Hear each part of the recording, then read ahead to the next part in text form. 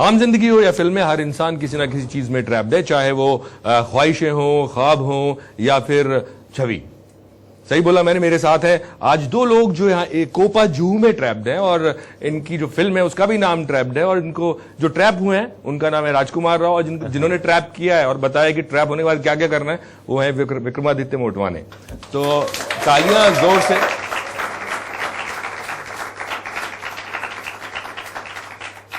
आप लोग तो ट्रैप हुआ नहीं फील कर रहे हैं ना अपने आप को? मजा आ रहा है आपको? ठीक है, तो अपने सवाल तैयार रखना। मैं अभी पहले सबसे इनसे सवाल शुरू करता हूं।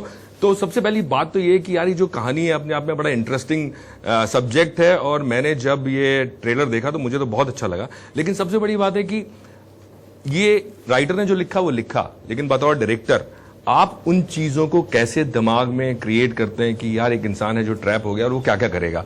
तो ये अपार्ट फ्रॉम स्क्रिप्ट आपने कुछ और चीजें अपने भी इनपुट डाले कि हाँ यार ट्रैप होने के बाद आदमी के साथ क्या क्या हो सकता है? हाँ, नहीं डाले ना। जो अमित जोशी जो राइटर हैं, जिन्होंने पहली बार सिनॉप्सिस भेजा था, उसके बाद स्क्रीन प्ले भेजा था जिसमें काफी सीन्स थे, साथ में हम लोग मतलब साथ में बैठ के उसके साथ बहुत सारे मतलब, क्योंकि ऐसी फिल्म की मतलब प्रॉब्लम क्या हो सकती है ना कि आप कर दो कि ठीक है आदमी अटका हुआ है, तो एक बहुत ही स्लो और बहुत ही वैसे भी पिक्चर बन सकती है, और एक बहुत ही फास्ट पेस थ्रिलर भी बन सकती है। वो एक एग्जैक्ट जो एक पेसिंग होती है पिक्चर की, कि एट द सेम टाइम आपको फील होना चाहिए कि हाँ ये आदमी एक्चुअली अटका हुआ है, at the same point of time एक थ्रिलर के एक पेस से मूव जो पिक्चर होनी चाहिए उसको फाइन ट्यून करने के लिए मतलब काफी बैठे कि अच्छा डे 1 को ये होगा, डे 2 को ये होगा, डे 3 को ये होगा, डे 4 को ये होगा, काफी एग्जैक्ट करते करते एक रिदम बैठाने के लिए, एक ग्राफ की आप बात कर रहे हैं। और मेरे ख्याल में जो एक डायरेक्टर को जरूरत है, राइटर को जरूरत है, वो एक एक्टर को भी जरूरत है कि पहले दिन आप जोर से चिल्ला रहे हैं, दूसरे दिन आप थोड़ा और धीरे हुए, तीसरे दिन थोड़ा और धीरे हुए। बट शूटिंग के टाइम पे ऐसा रियल में वास्तव में हुआ था या वो क्योंकि आप एक दिन में नहीं शूट कर रहे हैं? और दूसरी एक जो सबसे बड़ी प्रॉब्लम होती है कि एक सीन आगे कभी आगे पीछे भी होते हैं, तो वो याद रखना और वो जो ग्राफ है उसको मेंटेन रखना कितना मुश्किल था? नहीं, लकीली हमारी फिल्म में के केस में ऐसा नहीं हुआ। हम लोगों ने सीक्वेंस में शूट किया। Very good. तो जो डे 1 था वो डे 1 ही था, तो मैं जितना चिल्ला रहा था, चिल्ला सकता था जान के उतना मैं कर रहा था। तो डे 2 में नेचुरली आवाज कम हो गई थी, डे 3 में एकदम ही चली गई थी, और एक पॉइंट के बाद आपको लगता है कि चिल्ला के अब कुछ होगा नहीं, तो have to look for some other ways. तो वही शौर्य जो कर रहा है कि वो और क्या क्या कर सकता है निकलने के लिए, और क्या वो एक्सेप्ट कर लेगा कि यही मेरी जिंदगी है, शायद I have to live here forever now till I die और डोंट डाई। तो यही हमारी फिल्म की कहानी। ये बड़ा हॉन्टिंग सा सब्जेक्ट है। अभी मैं लू गया था तो मुझे वाकई में लग रहा था कि मैं शायद इसमें ट्रैप ना हो। लू में आप कुछ खा भी नहीं सकते। नहीं, लू में कुछ खा भी नहीं सकते, और जब कुछ खाएंगे नहीं तो कुछ और भी नहीं होगा। लेकिन आप जहां पे ट्रैप थे वहां पे कुछ वक्त के बाद आपका सामान आपका भी खत्म हो गया था, तो आपके पास भी खाने पीने के लिए कुछ नहीं था। बट मैंने सुना कि बहुत सारी चीजें आपको खानी पड़ी, कुछ मीट जो आप नहीं खाते, और एक मेथड एक्टिंग जो हम बोलते हैं उसका इस्तेमाल किया आपने इसमें कुछ? मैं कोशिश करता हूँ सर सच्चाई के, रियलिटी के कितना करीब रह सकूं। तो वही एज एन एक्टर मुझे हाई देता है कि वो जितना उसको बिलीवेबल बना सकूं मैं। तो इस फिल्म में भी कुछ सीन्स हैं जहाँ पे एक सीन है मुझे अपना खून चाहिए था फिल्म में, वो खून से कुछ लिखता है, तो हमने सोचा कि प्रोस्थेटिक यूज नहीं करते हैं, मैंने सोचा कि मैं खुद काट के खून से लिख देता हूँ। तो आई डिड दैट, मैंने अपना उंगली काटा, काफी ऐसे मेकिंग वीडियो में है वो, बहुत खून निकला। हल्का से चुभोया था? नहीं सर, पूरा ऐसे काट दी थी उंगली, तो बहुत ज्यादा खून, मुझे लगा था इतना नहीं आएगा पर बहुत खून आ गया था। डॉक्टर था हमारे सेट पे हमेशा, तो उससे वो किया। फिर मीट खाया, जो मैं वेजिटेरियन हूं अदरवाइज, पर वो शौर्य भी जो वो वेजिटेरियन है, तो वो जो मोमेंट था कि पहली बार एक वेजिटेरियन अगर नॉनवेज खाएगा मजबूरी में, तो वो क्या आई कांट इवन इमेजिन कैसा लगेगा।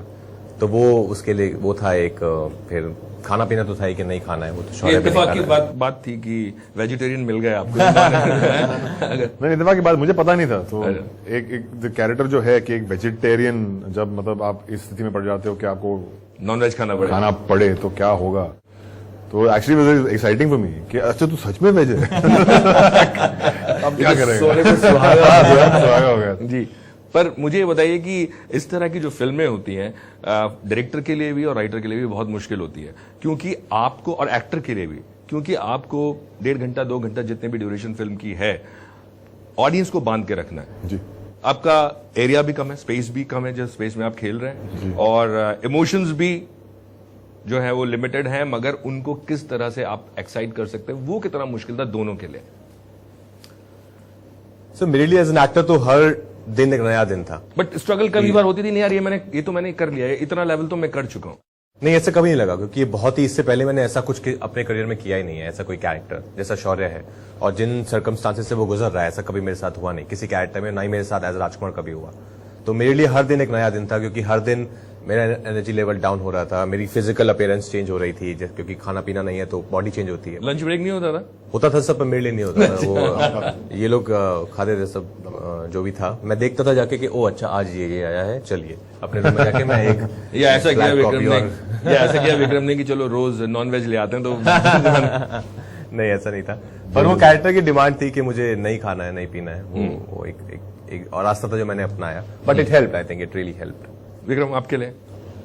मेरे लिए मतलब एक्साइटिंग थिंग ये थी कि हम लोग ने जो प्रिपरेशन की थी, ऐसे कुछ ज्यादा प्रिपरेशन की नहीं थी, हम लोग ने डिसाइड किया था कि ये कैरेक्टर है, ये आदमी है, मतलब ये आदमी को पढ़ो तो शौर्य क्या है, शौर्य वेजिटेरियन है जो ये थाई भगवान में मानने वाला आदमी है, काफी फट्टू टाइप कैरेक्टर है, थोड़ा सा ज्यादा कुछ किया नहीं उसने लाइफ में, एक जॉब है, ये एक लड़की है, दैट काइंड ऑफ स्टफ। अभी इस आदमी को इस स्थिति में डाल दो कि चूहे से बहुत डरता है, ऐसा है, आइसोलेटेड है, निकलना चाह रहा है, and then let's go ahead with the film. तो ज्यादा प्रिपरेशन नहीं कि 10 दिन बाद क्या होगा, मतलब लुक को छोड़ के कि आज 10 दिन में हम लोग ये लुक तक पहुंचेंगे कि दाढ़ी ऐसे होगी, मेकअप को थोड़ा ऐसे करेंगे, वो सब काफी प्रिपेयर किया था हम लोग ने, लेकिन बाकी का तो कुछ नहीं, मोर वेरी ऑर्गेनिक। हम पता था कि हम लोग अगर सीक्वेंस में शूट कर रहे हैं तो एक बार घुस जाते ना यार, लेट्स सी कि क्या होता है। तो वो प्रोसेस मेरे लिए काफी, मैंने कभी ऐसे किया नहीं, तो मेरे लिए वो प्रोसेस बहुत ही एक्साइटिंग था। नॉर्मली क्या होता है, 100 पन्ने का स्क्रिप्ट लेके आप जा रहे हो, sequence out of sequence shoot कर रहे हो, every scene is a thing by itself. इसमें बहुत ही, हम लोग एक दिन शूट कर रहे हैं, अगले दिन आ रहे हैं, picking up very left of,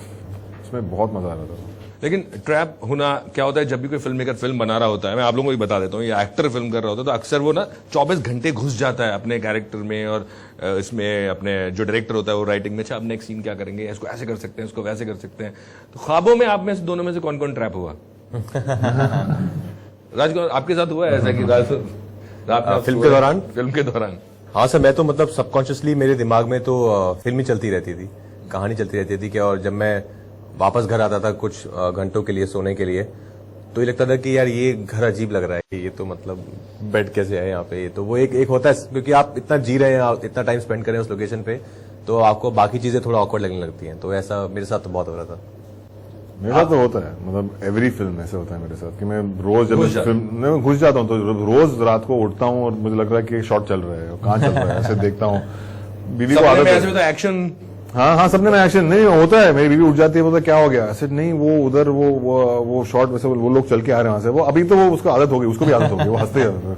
हाँ फिर वो पूछते हैं हाँ और क्या करना है, क्या हुआ था, देन आई रियलाइज कि अच्छा यार वापस अपना हो जाओ, बट हो जाओ, आप घुस जाते हो। एक दिन ऐसा भी हो सकता है कि वो बोले मुझे एक फिल्म डायरेक्ट करनी है, तो रात में विक्रम के लिए एक सरप्राइज हो कि एक फिल्म पूरी इस पे है कि विक्रम जब रात को सोते हैं तो क्या क्या करते हैं। आई एम श्योर वो खुद बना रही होगी, उसके आईफोन पे कुछ ऐसे होगा कैसे मुझे रिकॉर्ड कर रही है। राजकुमार, आपने जितने भी सिनेमा अभी तक किया है, बहुत संजीदा कैरेक्टर्स, इंटेंस कैरेक्टर्स आपने किए, और अगर फिल्म हल्का फुल्का लाइट भी है तो आप ईमानदारी के साथ वो इंटेंस कैरेक्टर के साथ है।